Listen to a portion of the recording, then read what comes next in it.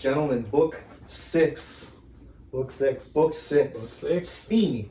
And for once, I made notes. I made I notes. promised in the Iliad that I would eventually make notes. And it's come. No, it's come though. It finally came. The time for notes has arrived because I would definitely forget if I didn't. I would definitely forget the billion things that happened in this book if I didn't write it down. So let's start off. So Thucydides, he's beginning this by emphasizing the Athenians and their ignorance of Sicily, right? Like he starts off chapter 18, like I guess the beginning of book 6. Yeah. Just like telling the history of the states of Sicily, and I kind of just glossed. Like obviously, like I read it, but I didn't think it was that important. You didn't focus on it. I didn't focus on it, but like I guess like the main things we should know about, like we have Syracuse, who's there. He's like the main opponent of the Athenians for the most part, and then you have the Leontines, or I don't know how they're pronounced, but like they kind of like want their city back. So Athens is like, okay, yeah, we'll help you, and they have an initial alliance with Egista. And one more thing, if you look at the map that Thucydides wrote, Yeah. you also see like the ethnic, like how Ethnic compositions. the ethnic composition. So like Athens is Ionian, while the Peloponnesians and the Sicilians, they're Dorians. Yeah, or Dorics sometimes. And I think the Leontines were also Ionian as well. So that's like a few things, but like they're like kind of like the racial parts isn't really that important until like Alcibiades makes up something of it, or like one of these commanders in this. Yeah, so they got so basically like the Athenians are trying. So Thucydides is establishing that the Athenians are trying to dominate Sicily, right? They're trying to dominate the whole of Sicily. That's basically the vibe I got from that. Kind of, because when I look at my notes, it's like. So like, I see like I did write down that the Argives burnt after that the Argives burnt Lacedaemonian affiliated city. However, going back to like the things with Sicily, we actually had two people who were making arguments in favor and against the invasion of Sicily. You start off with Nicaea, son of Niceratus, who speaks against the invasion of Sicily. He brought up like a very important point, which is Sicily's far away from Athens. Like they're like, if you look, like they're like not even they're like not remotely close. Well, basically he's saying that the decision, that expedition, he's saying that it's premature, and he also says that Alcibiades is brash and youthful, and he's very like impatient, and he's dying to go to war. Yes, to make a name for he himself. mentioned that. He did mention that like the people who were most in favor of the war were the young ones as well. But like another thing he also mentioned is that like he mentioned that there's actually not much to gain from Sicily, since like obviously it's far away, but like even if you capture it, you can't really hold on to it because it's so far away, and like you just have bigger risks because like he's like, okay, well if you bring our people there, because like no, they're not bringing a small amount of people. Like when they do, they're like, we could be invaded by Sparta at any time. So like he brought up that point. Then Alcibiades, he's like the biggest proponent of the invasion. Yeah, so he argues that the Sicilians, like in all likelihood, they're gonna be disunited, and that's gonna go to our favor.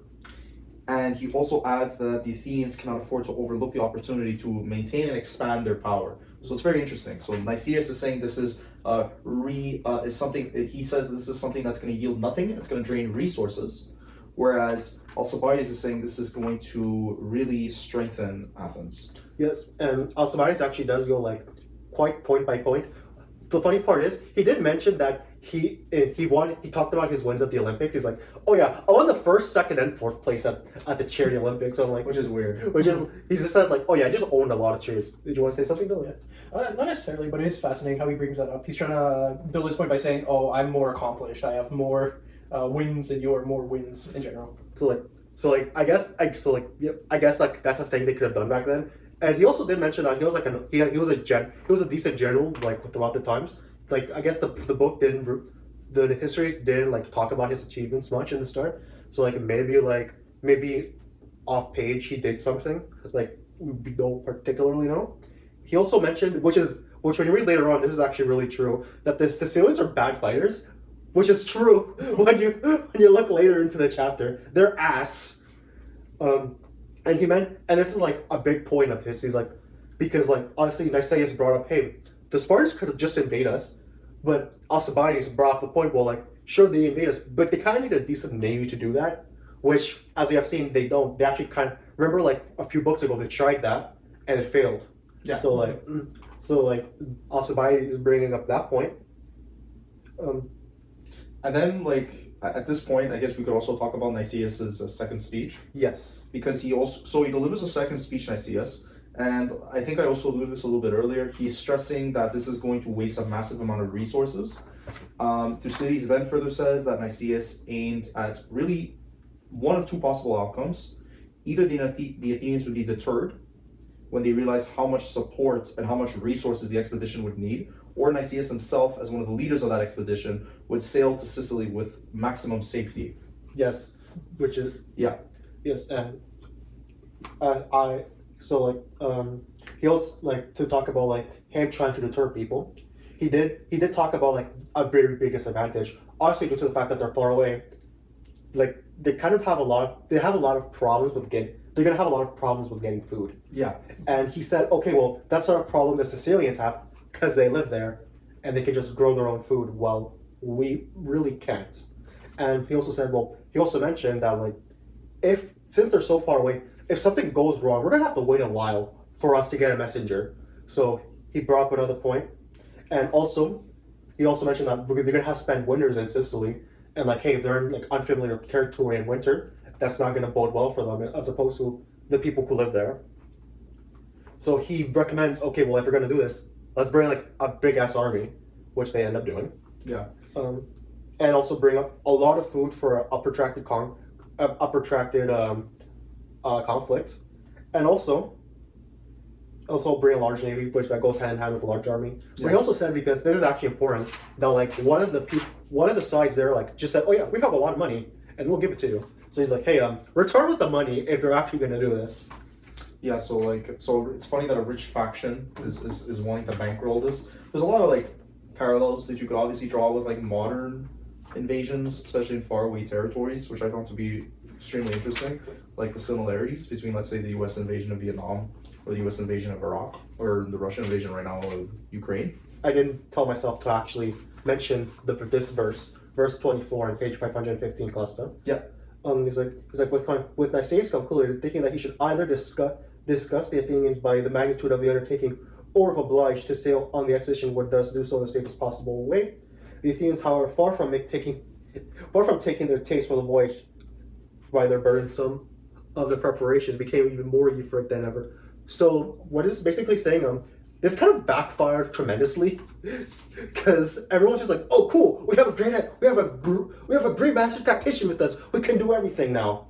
So that backfired badly. And then you also want to talk about that the defiling of the statue of Hermes, or statues of Hermes, because there was these statues, right, in the city of Athens, and they were mutilated on the eve of the expedition towards Sicily. And since the Herms, as the statues were called, they were like cult objects. Defiling them was seen as sacrilege, right, and like a sinister omen that like the expedition was going to run into some bad, that the expedition was going to be like done poorly because of that. I think we could actually slightly touch up on that, because while this exact incident isn't really important, it does set a trend of what's going to happen later on in the chapter, because they're kind of like saying, hey, we should put Alcibiades for this on trial for this. Yeah, because he was implicated in that. Mm-hmm. But like the way Thucydides wrote that, it sounds like they were kind of just wanting to attack Alcibiades for it, and like I guess it makes sense. He's like an up and comer, so maybe they want to like put his reputation down or something. But this becomes sort of important later on. We get to the conclusion of chapter 18, yeah. And at this point, Thucydides is also providing descriptions of the expedition's departure, right? Mm-hmm. And the scale of the effort is what's really going to dominate the ending. So you also get the rumors of the Athenians' expedition that the rumors of that expedition reaches the city of Syracuse, right? Where some people are listening to it and don't really and think it's BS, but some people are getting concerned. Thucydides then also reports that there was a speech by this guy named Hermocrates who validated the reports, said that they were true in Syracuse, and he also asserted that Athens is just trying to conquer Sicily, which is true, right? So it's a little weird that Hermocrates knows this, though. Like, we don't know where he gets this information necessarily. We don't know how the rumor gets spread either. Well, like, it's weird because like that actually happens a decent amount of times with Athens, or like Athens will make a decision and everyone just knows about it. So either they have spies, or maybe Athens just doesn't make their decision making private. Yeah. Which I think I go more for the second one, because all Athenian decisions are voted upon, and it's hard to keep a secret when every guy in the city knows about it. Yeah. Nonetheless, it gets out. Well, So Hermocrates also reminds his listeners that these expeditions are rarely successful, especially the ones that are far-reaching. And he also gives the analogy of actually the Persian invasions of Greece. So it's very interesting that Athens, and he's right, that Athens is pursuing something similar to the Persians, because in popular media we tend to think that the Greeks are these innocent natives that are getting encroached by the Persians, but we're being reminded that human beings, it's all about power and it's nothing about ethnicity. Yeah. But like I want to add on to that. But like, even though he's like saying, hey, like they're probably not going to succeed, but he said we should still like kind of put aside our differences and just make an alliance against Athens, since like even though they might fail, they're still very strong power. So Hermocrates says, hey, not only should we ally, we should get help from the Spartans, the Corinthians, and most important, and he also mentions Carthage as well, And the Carthaginians. the Carthaginians, because like they apparently, I didn't know this, but they had a fear that Athens would conquer them, and I'm gonna assume that's true, because like Athens is a warmongering state with a sizable navy. Yeah. So like you said, he's advising that these preparations be made.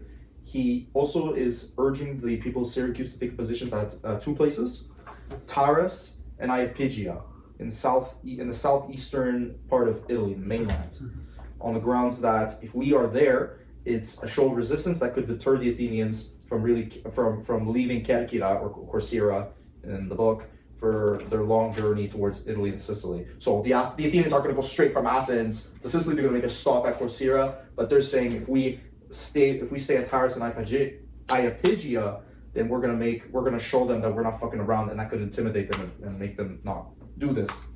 So yeah, And in classic Sicilian fashion, they ignore him. They completely. Oh yeah, they say they should.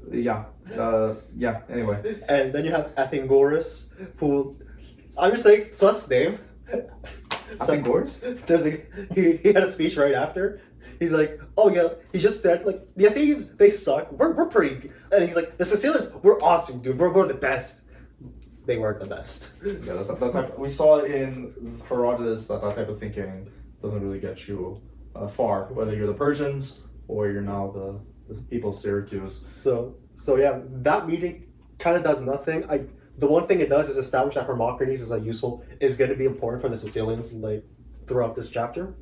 Athenagoras, at this point, he advises the audience to disregard the invasion rumors, and he also reduces tensions within the city into an intergenerational conflict. He's also implying that that the younger generations are inciting unrest in order to transform Syracuse into an oligarchy. And then in a follow-up speech, he declares that there could be no genuine debate if all the speakers accomplish is the trading of insults, which is weird.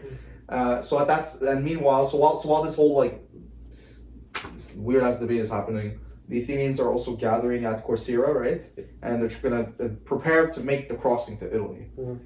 So a scouting party that goes in advance reports that the Aegistans, who had led the Athenians to believe that Egista could furnish substantial funding for the military effort. They lied. They lied, and they only had 30 talents in readiness. And then the three generals, right, Nicias, Alcibiades, but also Lamachus, they're all disagreeing with each other about strategy, which is almost like straight out of a comedy almost. Soon afterwards, a mission from Athens recalls Alcibiades for further investigation into his desecration of those statues. I wanted to mention that, but I do think we should mention a few things. When the Athenians arrived in Corcyra, they split their things into three. They went, one of them going along the coast of Italy, which is saying it makes Hermocrates look like a smart guy because he knew they would do that. And also another thing, they asked the Italians for help and they kind of said no, they're gonna Foreshadowing. There's gonna be foreshadowing of why they said no later on, and then we had three plans with the Athenians. Nicaeus said to go to Salinas, get money or provisions, and from the Egyptians. So like kind of just do the original plan, but like maybe get the money that they could have. Alcibiades says like, hey, we should like get people to revolt in Syracuse, in Syracuse and attack Messenice, which is a city, because for tactical reasons, and maybe like if they take one city, they could like strong arm other cities Like a domino effect. into a domino effect. Lamachus just said, let's attack Syracuse. So before they made a concrete plan, they tried to make a few allies, and they kind of failed. So they went Lamachus's plan, which is to attack Syracuse. They did get a victory, but it wasn't like a decisive one. It was like, okay, like they won a skirmish, and like I guess they made money out of it, but it wasn't like anything decisive.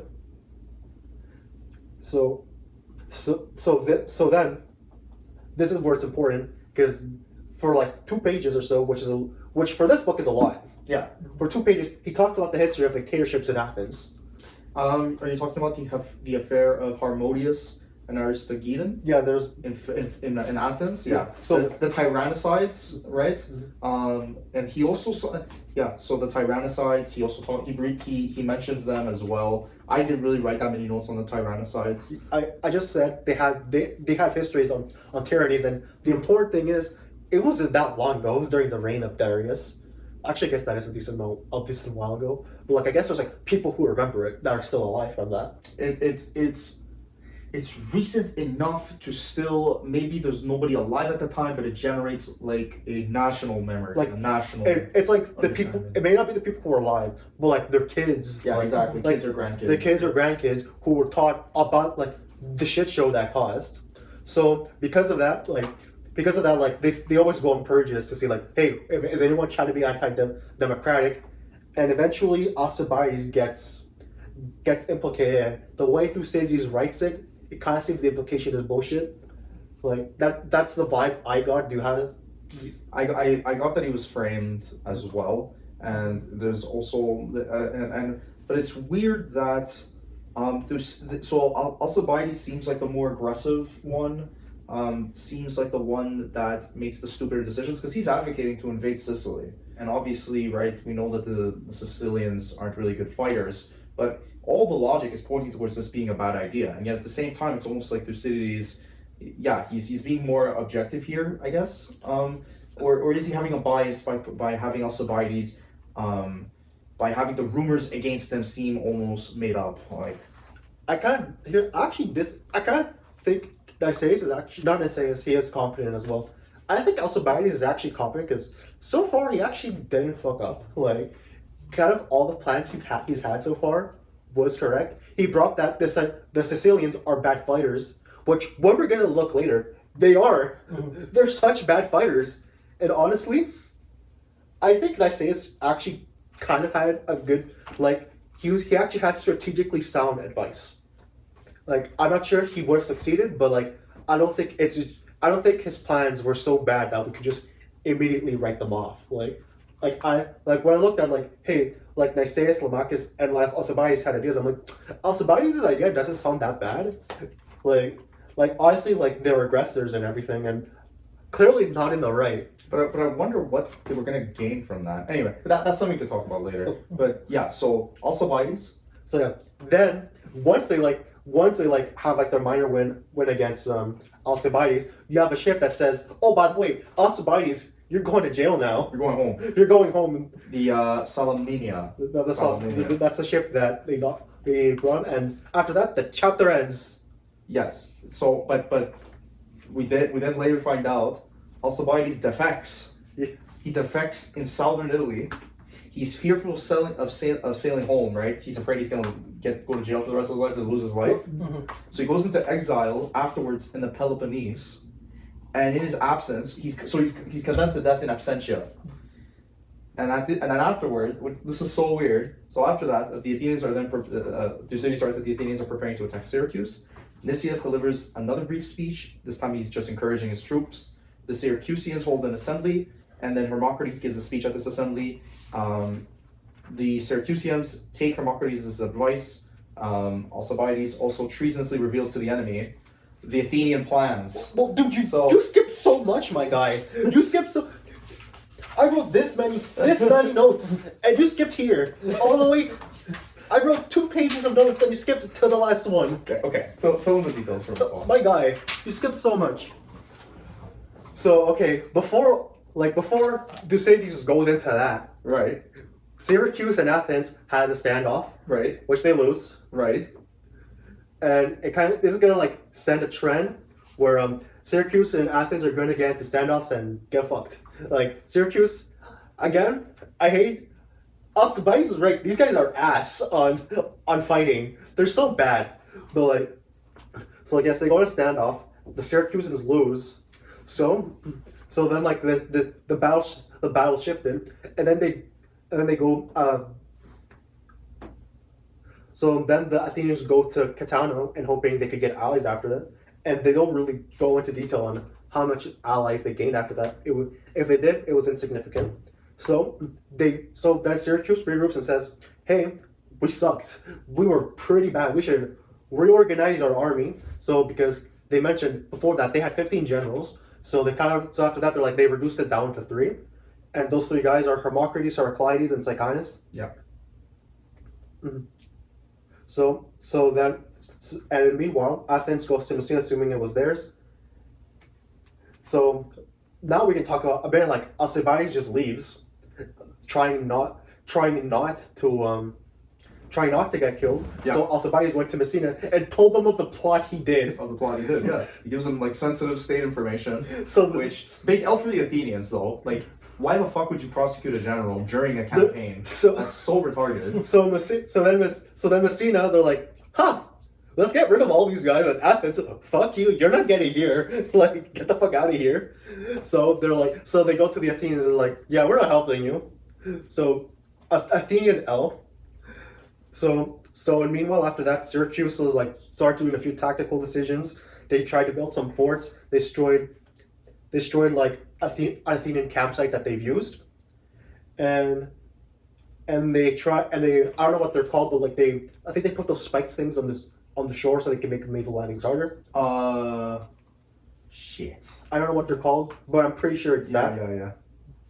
So we see for the next few bit, it changes from a physical battle to a political battle, which I actually do find interesting, because obviously we see in the battlefield, at least with the Sicilians suck. They lose badly. Politically, it's actually different. I think because Hermocrates, I think is a relatively competent politician. You're talking about when the Syracusans hold that assembly. Yes, and he's giving the speech. Yeah. So they speak to the Camarinians, and because the Athenians are trying to be allies with the Camarinians. Yeah. So then they remind them that yeah, sure, Athens is not in name going to conquer you, but look at their history. They conquered. Okay, yeah. This is where Hermocrates makes the argument they're going to take over all of Sicily, and he also is emphasizing that the Sicilians have to unite against the Athenians. And not only that, he mentioned he mentioned that Athens has done this before, just going to a place and just conquering it. Yeah. So or establishing colonies. Yeah. Then he also in his speech. So his speech is paired with also that of an envoy from Athens. So after Hermocrates, I guess, is a Euphemus.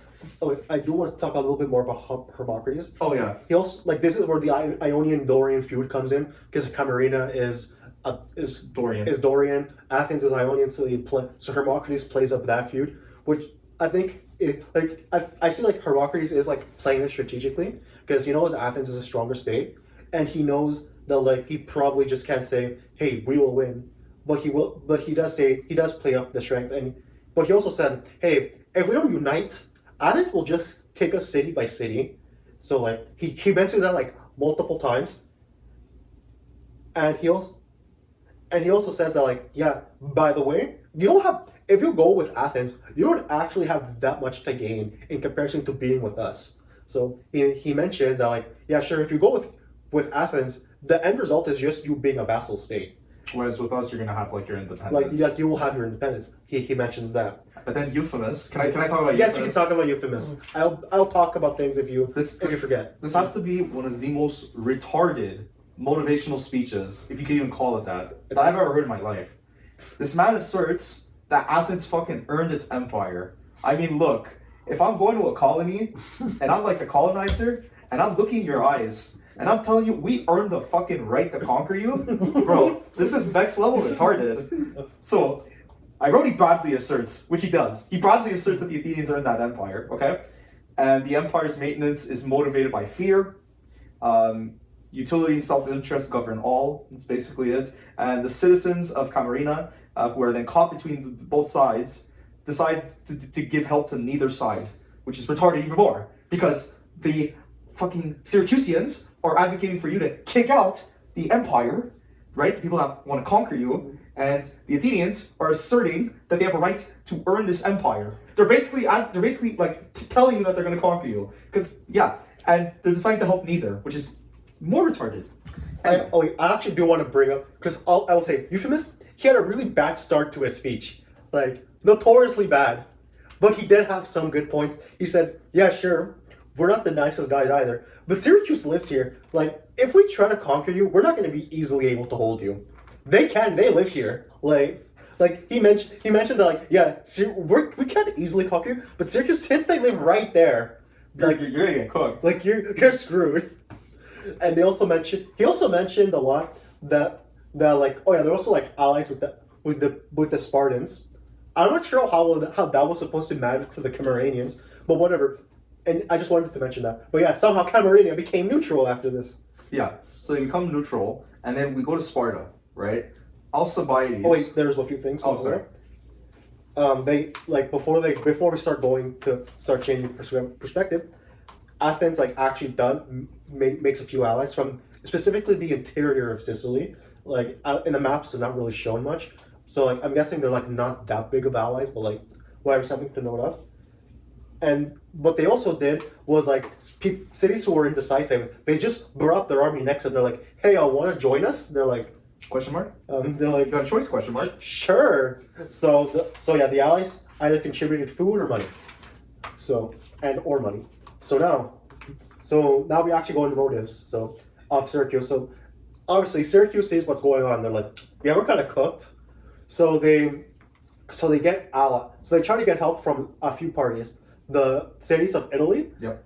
Corinth, and the Lacedaemons. So the Corinthians immediately say yes. I think the Italians also say yes immediately. However, they had some problems convincing the Spartans. Yeah, because Spartans know that if they get involved, it could risk triggering Athens even more, and thus risking conflict on their own backyard too. So yeah, we can see why Italy would agree to that. They don't want an invader coming into their backyard. And Corinth wants revenge. Like Corinth and Athens on site. Well, like we actually see like a bit of their motivation, at least from Thucydides' perspective, and it actually explains why the Italians didn't help the Athenians. The Italians are afraid that they will get conquered by Athens, which hey, they have a proven track record of it. So like, you know what? I'd be afraid too. So. But here's the thing: the emperors, the governors, the people who actually control the Spartan society, they're like, do we have to? And then this is when the boy Alcibiades comes in. So he comes in, and he's addressing them. First, he's attempting to deal with the charges and prejudices against them. So he's talking about that.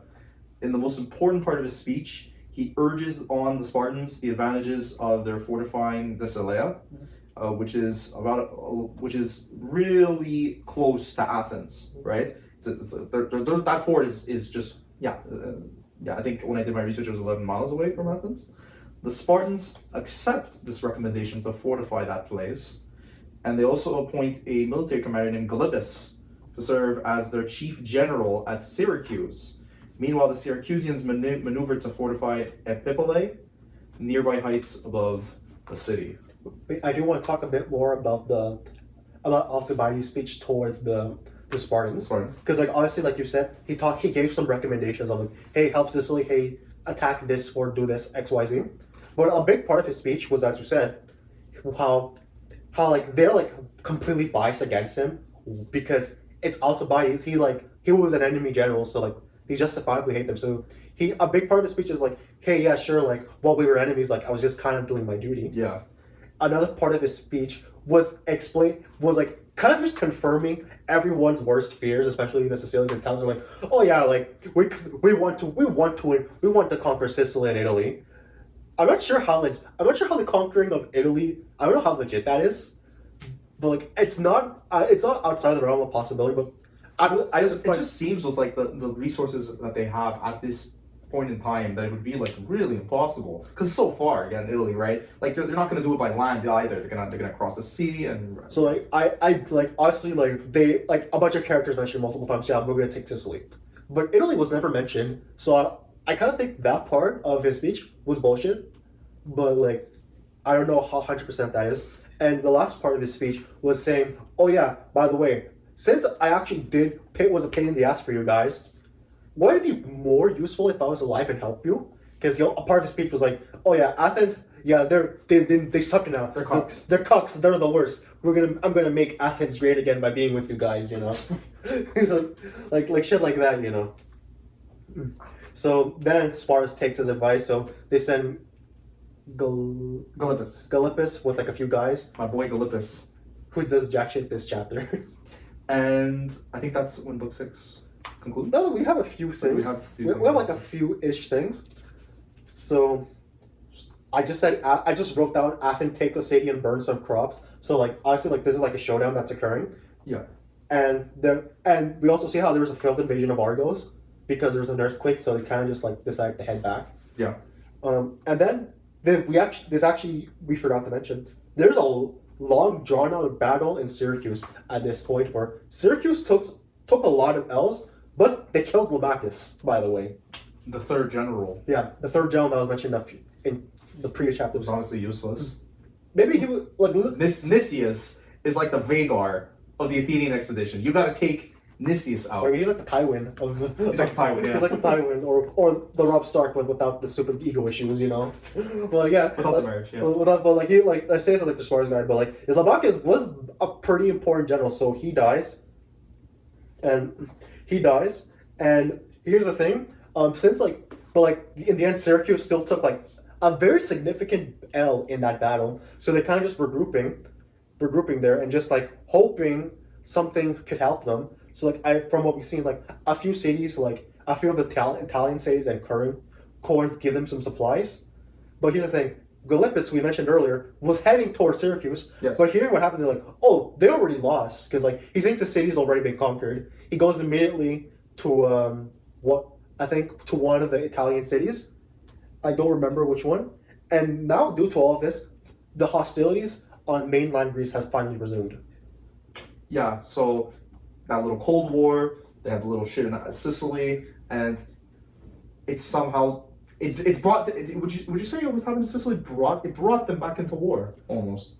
I wouldn't say brought. I wouldn't say it because like I would still say like they were still at war. There was still at war, but it was like a catalyst to make it worse, maybe. It was more that like honestly, like I think Sparta really, at least the efforts, really tried to make an effort not to continue the war.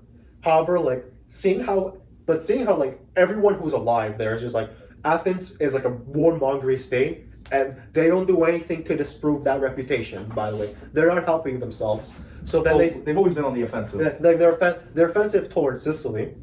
So then you have like a clear attempt to conquer Sicily of using whatever goddamn excuse. Like the main excuse was like the Leontines or whatever city they're from. I guess I know they're called the Leontines. Yeah. They're trying to restore them as a proper part of Sicily. Yeah. And everyone's kind of just seeing that as like, you don't give a fuck about them. You're here because you want to conquer Sicily. They rightfully see it as that way.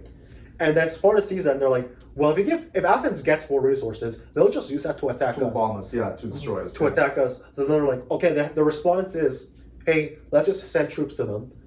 And like this is kind of like this is like well, I wouldn't say like they were in a Cold War. Their actions are the same as they were in a Cold War, where like you have like these competing cities where one city goes in, the other one is forced to go in because of fear that the other side would get stronger. So that conflict starts there, and unlike the Cold War, the conflicts actually come in the mainland this time, Yeah, it reverberates to the mainland. and then the book ends. Yeah. I would say like the chapter is important at showing us like political strategy, maybe the in-depths of that, but also the consequences of things like reputations. This seems awfully familiar even to our modern time, where men are competing to see who's better. Like Alcibiades is also really talented, as you said, Paul. Even though like intuitively he's advocating for war, which I guess in our heads seems like a rash and stupid decision, but obviously like he's right that the Sicilians are bad at fighting. Which, like, oh my god, they're comically horrible at fighting. Like, So yeah, and like statues and he probably got blamed, but then him turning around and using that to help the Spartans is just almost like something out of a novel. So there's that going on. You also see like the different factions of the Athenians and what they should do. So obviously the Athenians are not unified on a specific strategy for Sicily, and then you also get the stupidity and the folly, honest to God, of the people of Sicily. In the case of the city that starts with a C, Camarina. Oh my god. being neutral, and also like Syracuse actually being pretty intelligent, shitty fighters, but intelligent. Here's the Camarina, thing. we never saw them fight, but Here- intelligence department, they're shitty. Here's the thing about Syracuse. They made all the good decisions, but they still failed because everyone around them refused to cooperate. Like it's like just mind blowing how like literally no one else was like saw the threat that Athens actually was. Like, Which is weird. like yeah, I like literally like it's not like Athens was hiding it. Like we're like once you like oh yeah we're gonna conquer you at some point, just not now.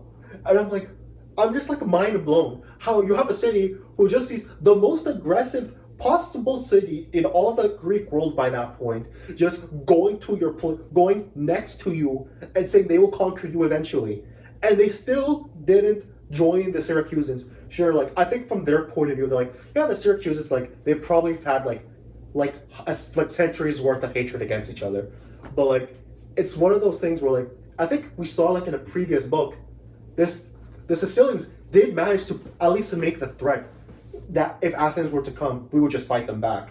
So in like a previous book, that like the Sicilians were capable of doing that, but this book they're not. So I think like the most likely explanation has been between books, the leadership of the cities changed, and that caused a lot of problems. And that also changed their organization. Yeah, and obviously like we've seen with the Syracusans, they were great fighters. 15 generals, like it's probably like the same problem that the Athenians have. You have three separate people who have like completely different ideas. But at least with the Athenians, they actually have a mechanism of what to do if there's a disagreement.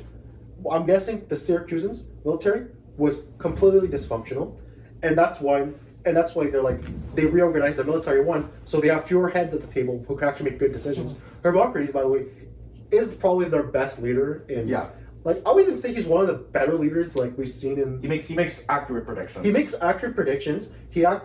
Like honestly I would say he's a Tyrion of this. Well, he's not like the best like in terms of like tactical in terms of like battle tactics. Yeah. In terms of politics, he's actually probably like the best because like he actually just knows what to do. But the problem is like there's only so much you can work with stupidity. There's only so much you can do. And we kind of see that. But at least like he said he did make the good recommendation of like let's just get the Peloponnesians to help us because like they probably would and they do help eventually. Yeah, and I kind of agree with everything you stated. Only thing is, yeah, and also Hermocrates' idea of uniting. Well, obviously that doesn't work. But that's not really his fault. He tried so hard. I just read this and I'm like, please, man, just get a win. You deserve a win so much. But it also like parallels the Greeks with the Persians. It was very obvious that the Persians were posing a threat, But a lot of the Greek states, they were also getting their internal rivalries involved. Like they were still concentrating on that. So I think it's like a good parallel almost with like Thucydides. Maybe he's taking inspiration from Herodotus in that sense. But yeah. Dylan, you have anything to add? I do want to bring up what you said, Paul, with the Syracusans, because again, we see they're bad fighters, but I guess that also comes from the leadership up top. If they're in such a dysfunctional state, or they can't agree on something, how are the soldiers going to be able to operate on the same wavelength? So they're going to scatter, then scramble. They're not going to do well. With the Athenians, we see better leadership, which allows their armies to just come in, do their damage, and then come out. In fact, you could make the argument that Athens was able to invade so much because they had better leadership. Oh yeah. That's like a testament to like their good leadership, is that they're able to invade and be assholes to everybody. Oh, wait, that actually is a good point because like while Athens has so many problems, when they set their mind to invade someone, they're pretty competent actually. And I guess that's Thucydides' point, is that any country, any state with the opportunity to invade and expand would do it, would take that opportunity. I'm not sure I agree exactly with that because like we've seen how the Spartans are like kind of equally as strong as Athens, at least in land battles, but they're not as expansionist as Athens. So I don't necessarily agree with that, with your analysis. That could be a hole in that, yeah. And like also Corinth is like, while they're not like Spartan levels or Athenian levels of strength, they're like still the third strongest maybe. Like they're up there in strength and they're not nearly they're not as expansionist. Like I think like expansionism, like while obviously like all the cities have like a tendency to be expansionist and do some colonies, Athens is like very aggressive with theirs. Like I think like I'm not sure uniquely aggressive, but like exceptionally aggressive compared to like the main other cities here. But that's where I think maybe bias is introduced because Thucydides was fired from the Athenians. And so in my point of view, I think Thucydides might just be really angry at the Athenians for letting him go, and therefore he's portraying Athens in a more negative light than if you looked at it more objectively at the time. Well, like, it's also the case that like I just don't think conquest was seen as something bad back then. Like obviously like we look at it in a modern lens and they're like, oh yeah, Athens is a bad guy because they conquered. Well, like hey, let's go like way back. Oh, that's true. Thucydides doesn't take any moral standings. Like hell, even with the Romans, you know, like when they conquered something, they saw it as something good. So like maybe with them, it's not necessarily seen as something bad, like just as like what it is. So like I think like he's just making a statement on like, hey, like Athens is just a very expansionist state, and he's forced to explain the reactions of other cities in like the reaction of Athens expansionism, and like we see how a bunch of states have to react. True. And if a lot of them they react negatively, that would paint Athens in a less nicer view. Yeah. Like